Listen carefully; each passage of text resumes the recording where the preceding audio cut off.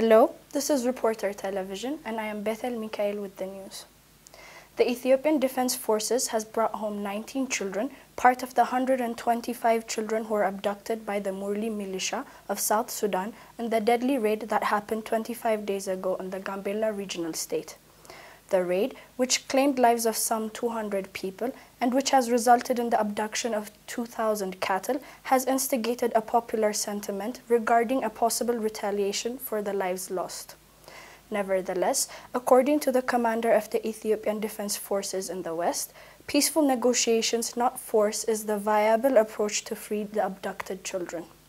According to Major General Fisaha Kidanu, commander of the Western Command of Ethiopian Defense Forces, the defense forces under his command were ready to take the necessary measures when the South Sudanese government proposed peaceful negotiations to get the children released. He also said that efforts to get the rest of the abductees released is underway and said that he hoped to see concrete outcomes in the future. Furthermore, returning the 2,000 cattle population taken during the raid is also another issue that is on the table for negotiations with the South Sudanese tribe. The commander also indicated that taking military action would have placed the lives of the abductees in danger, and the defense force refrained from doing that in due consideration to the lives who are under the militia. Some 19 children arrived at Gambela on Monday and were handed to the regional government, where some of them were taken to seek medical attention. According to sources, high-ranking military officials, both from the Ethiopian and South Sudanese sides, have camped in Gambela, working together to get the abductees released. Deputy Defense Minister of the South Sudan, Lieutenant General Yao Yao, said that the process of negotiation with the tribe's chiefs just started, and that it will continue until all the children are released and returned to their homes.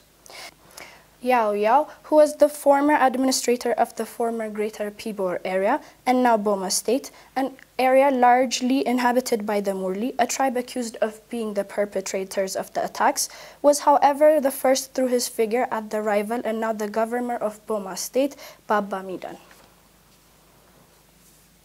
A Swiss court on Monday sentenced Haile Medin Aberra, an Ethiopian pilot who hijacked his own plane in 2014 with 202 passengers aboard, to receive supervised psychiatric treatment.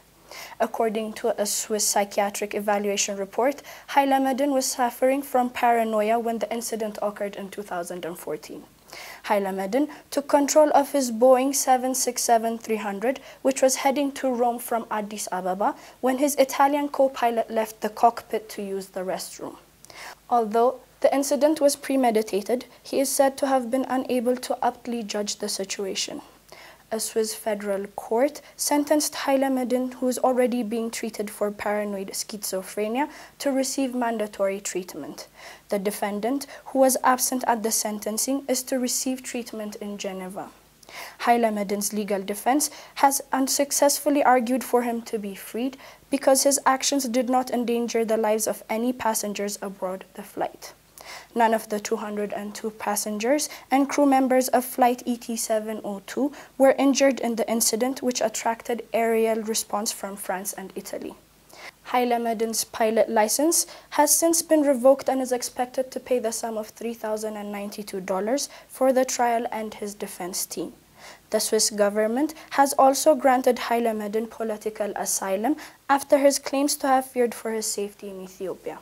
Swiss officials chose to trial him in the country after refusing a request by Ethiopia for his extradition. Nonetheless, in March last year, an Ethiopian high court found Haile Medin guilty after a trial in the absentia.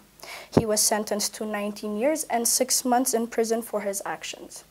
That was all for today. Thank you for watching. For detailed information and exclusive interviews, make sure to go to our website, thereporterethiopia.com.